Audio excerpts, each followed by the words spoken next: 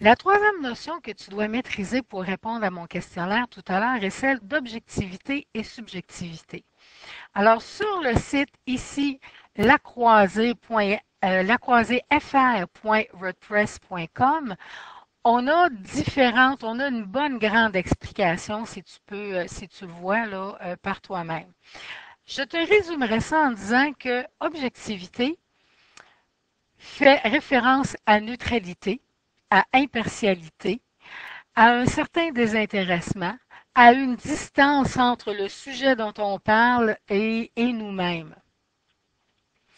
Donc, on met de côté nos croyances, nos préférences, nos goûts, nos idées pour ne se concentrer que sur les faits.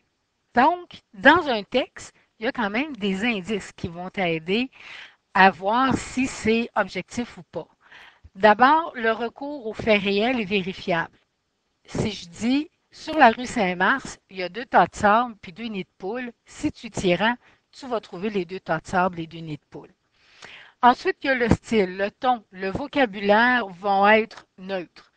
Hein? Si je dis ma voisine a acheté un chien, c'est réel, c'est vérifiable et c'est neutre.